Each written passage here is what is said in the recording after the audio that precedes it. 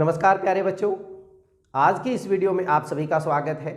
इस वीडियो में हम आज 10वीं कक्षा के चैप्टर 4 द्विघात समीकरण के सम करने जा रहे हैं। पहला क्वेश्चन, निम्न में से कौन सी एक द्विघात समीकरण नहीं है? द्विघात समीकरण थोड़ा सा अगर मैं बेसिक में बता दूं, वैसे तो हम अपनी पिछली वीडियोज में पूरा चैप्टर कर चुके हैं। हमारे पास जो स्टैंडर्ड इक्वेशन होती है वो होती है ax² plus bx plus c is equal to 0। x² का गुणांक a है, x का गुणांक b है और ये बिना x का गुणांक है, कांस्टेंट जिसको हम बोलते हैं। ये हमारी स्टैंडर्ड इक्वेशन होती है, ठीक है।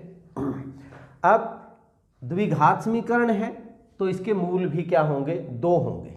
दो मूल होंगे। मान लीजिए हमने एक अल्फा ले लिया और एक बीटा ले लिया, तो यहाँ पे इन दोनों का जो जोड़ है जिसको हम सम बोलते हैं, अल्फा प्लस बीटा हमेशा क्या होता है? x का जो कोफिशिएंट है माइनस और x का कोफिशिएंट डिवाइडेड बाई x² का coefficient minus b upon a, और जो प्रोडक्ट होता है अल्फा इंटू बीटा वो होता है c अपॉन a। अगर हमें समीकरण बनानी हो तो क्या बनती है? x² minus sx plus p is equal to 0। ये हमारी समीकरण बन जाती है, ठीक है। नेचर ऑफ रूट्स हमने किए थे। नेचर ऑफ रूट्स अगर हम पहले d निकालते हैं, d हमारे पास होता है b² minus 4ac। b² minus 4ac। तीन कंडीशन होती थी। अगर पहली कंडीशन, अगर हमारा जो d है वो ग्रेटर देन 0 आ जाए, मतलब इसकी वैल्यू जो है 0 से बड़ी आ जाए, तो मूल हमारे वास्तविक होंगे, वास्तविक और अलग अलग होंगे। दोनों मूल की जो वैल्यू है, एक एक होगा दूसरा 2 होगा, मतलब अलग अलग होंगे। दूसरे नंबर पे अगर d हमारा 0 हो जाए तो ये वास्तविक तो होंगे लेकिन मूल जो है समान भी होंगे, इक्वल भी होंगे। x की वैल्यू 2, दूसरे की भी 2 ही होगी। और तीसरा, अगर हमारे पास d का मान लेस देन 0 आ जाए तो मूल हमारे अवास्तविक होंगे, वास्तविक नहीं होंगे हमारे, ठीक है। तो यहाँ इसको तो हमने स्टडी करना ही नहीं है।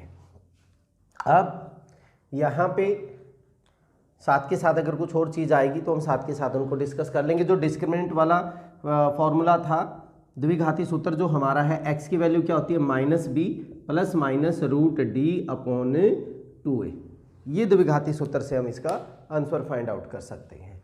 डायरेक्ट भी हमने, जैसे पोलिनोमियल्स बहुपद में हमने किया था, वहाँ से भी हम सूत्र मूल निकाल सकते हैं। पहला क्वेश्चन क्या बताया? निम्न में से कौन सी एक द्विघात समीकरण नहीं है? मतलब द्विघात समीकरण के लिए हमें x की पावर 2 होनी बहुत ज़रूरी है। तो पहले में x² प्लस 3x माइनस 5, ये तो हमारी स्टैंडर्ड इक्वेशन ही है, ये तो है हमारी। दूसरा, अगर हम इसको सोल्व करें, अच्छा तीसरे को देखें, 3 प्लस x², ये भी हमारी द्विघात समीकरण है। x² माइनस 9 बराबर 0, ये भी हमारी। अच्छा, बहुत सारे बच्चे यहाँ पे कंफ्यूज हो जाते हैं कि सर इसमें x वाला तो नहीं है। हम इसको ऐसे लिख सकते हैं, x² प्लस 0x माइनस 9 बराबर 0, ठीक है। तो स्टैंडर्ड इक्वेशन बनाने के लिए हम ऐसे कर सकते हैं, लेकिन ये द्विघात समीकरण नहीं है। तो हम द्विघात समीकरण है ये। तो हमारे पास कौन सा आंसर बचा? बी बचा। ये तो हमने जस्ट ऑप्शन से ही चेक करके देख लिया। अगर हम इसको सोल्व करें तब कैसे? देखिए, मेरे पास ये x² है माइनस x माइनस 2 का स्क्वायर, a माइनस बी का स्क्वायर, मतलब a² plus b² minus 2ab, 2 दूनी 4x और प्लस का 2 बराबर 0। जब हम ब्रैकेट खोलेंगे तो माइनस का x² माइनस का 4 प्लस का 4x और प्लस का 2 बराबर 0। x² से x² क्या हो गया? कैंसिल। मेरे पास क्या बचा? 4x माइनस 2 बराबर 0। तो यहाँ पे x² का जो है टर्म नहीं है, इस वजह से हमारी ये द्विघात समीकरण नहीं है। तो हमारा आंसर क्या आ गया? बी आ गया। समीकरण x प्लस 1 का स्क्वायर माइनस x² के कितने वास्तविक मूल होंगे? अब पहले हम इसको सोल्व करेंगे, क्या ये हमारी द्विघात समीकरण है या नहीं है। क्या है क्वेश्चन? x प्लस 1 का स्क्वायर माइनस x² बराबर 0। इसको सोल्व करें, a प्लस बी का square, a² plus b² plus का 2ab और ये माइनस x² है, x² माइनस का प्लस का। तो मेरे पास इक्वेशन तो क्या बची? 2x प्लस 1 बराबर 0। ये तो मेरी क्या है? रैखिक समीकरण है और रैखिक समीकरण के कितने मूल होते हैं, एक ही होता है। तो यहाँ पे हमारा आंसर क्या हो जाएगा, ए हो जाएगा। अच्छा, अगर मूल मुझे निकालना हो तो 2x, ये एक इधर जाके -1, x की वैल्यू -1/2, मतलब जो मूल है वो मेरा मान क्या है, -1/2, लेकिन कितने मूल हैं, एक ही मूल है। ठीक है, नेक्स्ट 100x² -20x + 1 = 0, इसके मूल होंगे, इसके हमने मूल बताने हैं। 100x² -20x + 1 = 0, या तो हम इस फार्मूले से कर लें या फिर डायरेक्ट हम इसके मिडिल टर्म जो है उसको स्प्लिट कर लें, मध्य टर्म को। 100x² -10x और -10x + 1 = 0, मतलब हमारा जो सम है वो तो कितना आना चाहिए, -20x, और जो प्रोडक्ट है इन दोनों की गुणा 100x², तो वो किससे हुआ, -10 -10 माइनस के 20x हुए, -10 को -10x से गुणा करोगे तो प्लस का 100x² हो गया। अब इन दोनों में 10 और x कॉमन हो गया, यहाँ पे बचा 10, x² में से x -10x बाहर आ गया तो 1, माइनस इनमें कोई कॉमन नहीं है तो 1 हो जाता है कॉमन, फिर इसके साइन चेंज कर दीजिए, माइनस का था प्लस का हो गया, प्लस का था ये माइनस, तो 10x -1 गुणा में 10x -1, दोनों सेम ही आ गए।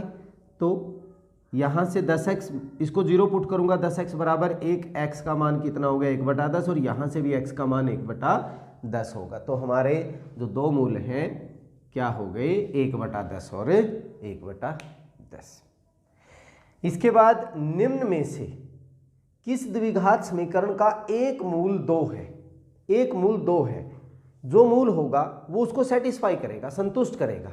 x का मान अगर हम इसमें पुट करते हैं, इसमें पुट करें क्या 2, तो क्या ये संतुष्ट करेगा, 2 का स्क्वायर कितना 4, -4 दूनी 8 और प्लस का 5, क्या 0 बना रहा है, 4 + 5 9, 9 - 8 1 तो 0 के बराबर नहीं है, तो इसका मतलब इसका मूल नहीं है।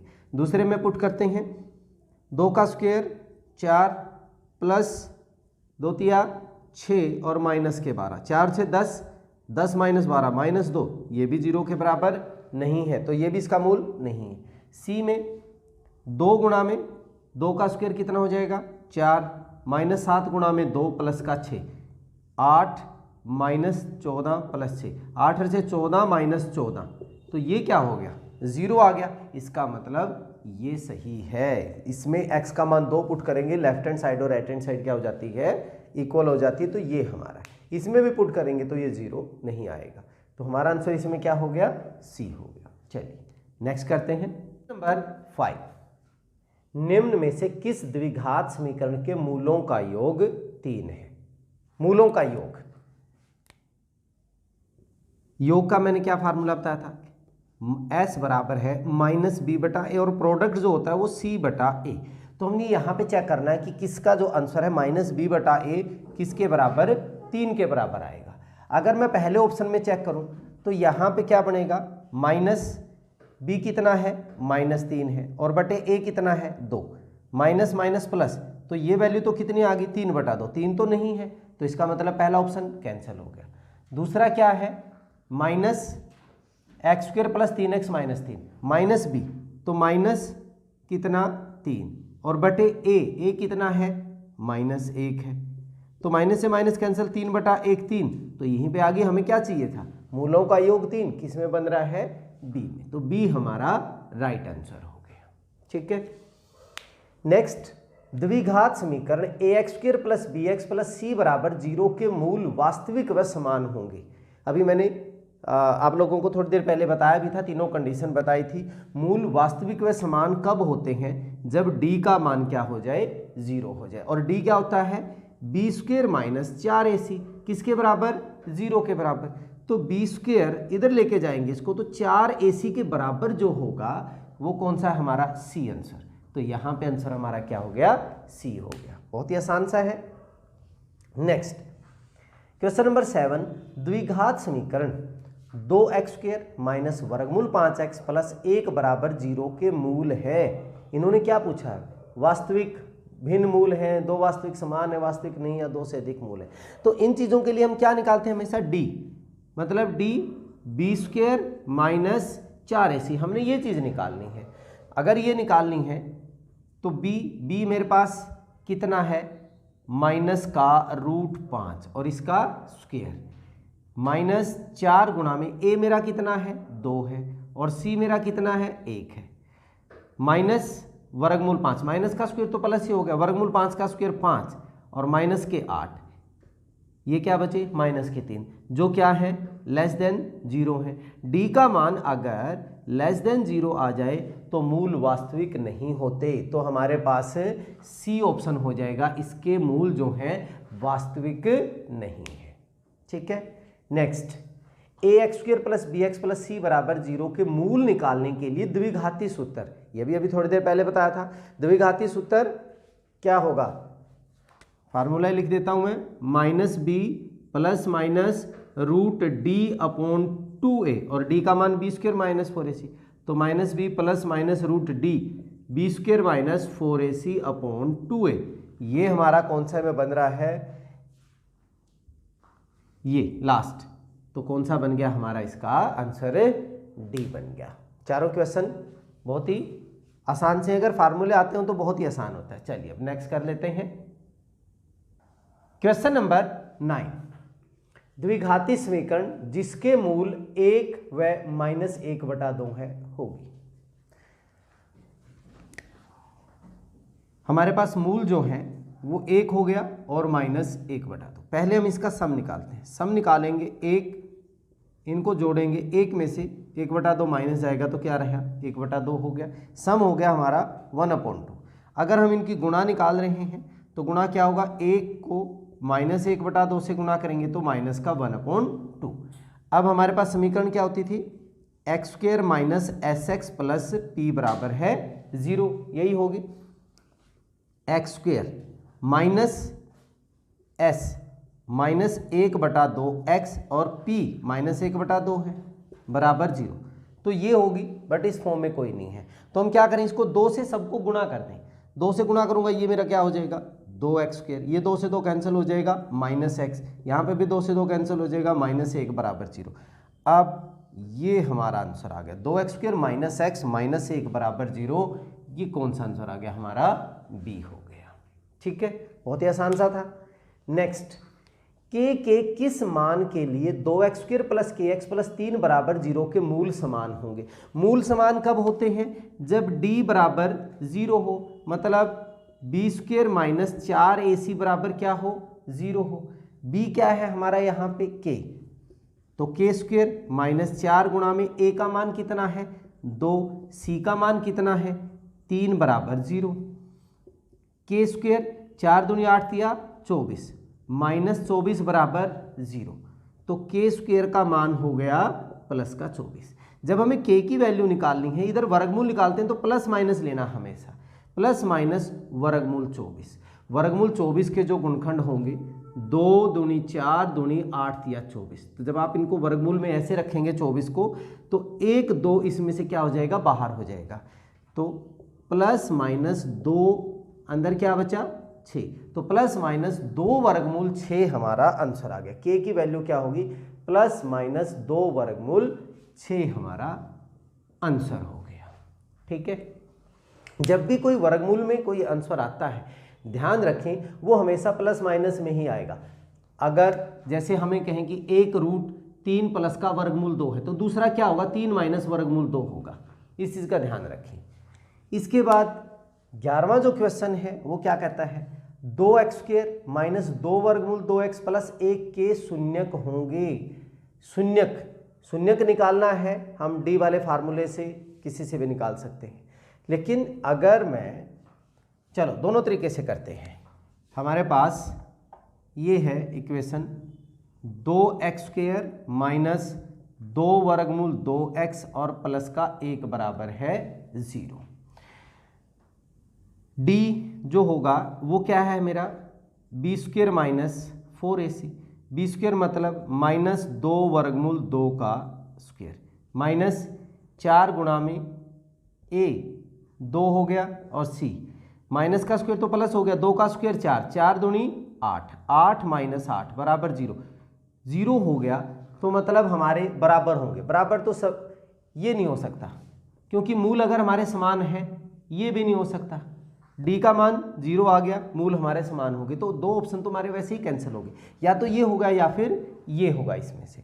अब मूल क्या होते थे द्विघाती सूत्र से, x is equal to minus b upon 2a, क्योंकि d की वैल्यू तो हमारी 0 ही होगी, तो माइनस और b कितना है माइनस का 2 वर्गमूल 2 माइनस 2 वर्गमूल 2 और बटे 2a मतलब 2 गुणा में 2 माइनस माइनस हो गया प्लस 2 वर्गमूल 2 बटे कितना हो गया 4, तो 2 से काटोगे ये वैल्यू वर्गमूल 2 अपॉन 2 1 बटा वर्गमूल 2, तो क्या हो गया 1 बटा वर्गमूल 2, 1 बटा 2 वर्गमूल 2 किसमें है इसमें है।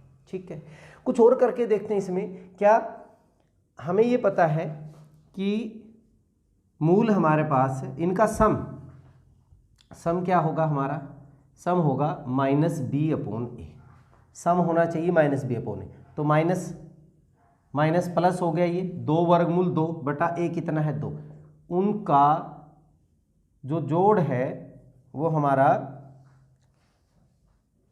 माइनस बी अपॉन ए आ रहा है,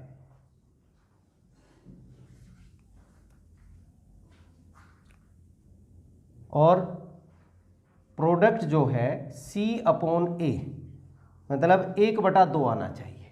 ठीक है, अब अगर हम यहाँ से देखें हमारे पास मूल हमने ये ले लिए 1 बटा वर्गमूल 2 प्लस 1 बटा वर्गमूल 2, इनका एलसीएम मतलब 1 बटा वर्गमूल 2 1 बटा वर्गमूल 2 2 बटा वर्गमूल 2, और वर्गमूल 2 से 2 को काटेंगे तो ऊपर वर्गमूल 2 आ गया, बन गई बात, सम इनका यही आ रहा है। गुणनफल क्या आएगा, 1 बटा वर्गमूल 2 को 1 बटा वर्गमूल 2 से गुणा करूं तो 1 बटा 2 ही आ रहा है, तो इसका मतलब यहाँ से भी हमारा आंसर वेरीफाई हो रहा है कि हमारे शून्य क्या है 1 बटा वर्गमूल 2 और 1 बटा वर्गमूल 2। अब 12वां क्वेश्चन क्या है, बहुत ही इंपॉर्टेंट है, बहुत बार कॉम्पिटिटिव एग्जाम्स में आ चुका है। यदि 4x square plus 3x plus 7 बराबर 0 के मूल अल्फा और बीटा हों तो 1 बटा अल्फा प्लस 1 बटा बीटा का मान ज्ञात करें। अल्फा और बीटा इसके मूल हैं। देखिए मुझे मान किसका निकालना है, 1 बटा अल्फा प्लस 1 बटा बीटा, पहले हम इसी को सोल्व कर लें। बहुत सारे बच्चे क्या करते हैं, वो भी सही तरीका है कि इसके पहले मूल निकालेंगे, इसके क्या निकालेंगे पहले मूल निकालेंगे, वो अल्फा आ गया 1 बीटा आ गया और फिर इसमें वैल्यू पुट कर देंगे, लेकिन वो लेंथी है। अगर मैं पहले इसमें देखूं यहाँ पे मेरे पास लघुत्तम लूँगा तो क्या हो गया अल्फा बीटा हो गया, ये इधर हो गया बीटा और यहाँ पे क्या हो गया अल्फा, मतलब मुझे क्या चाहिए अल्फा प्लस बीटा बटे अल्फा बीटा। ये क्या होता है सम और ये क्या होता है प्रोडक्ट, मूलों का सम क्या हो गया अल्फा प्लस बीटा, प्रोडक्ट क्या हो गया अल्फा इंटू बीटा।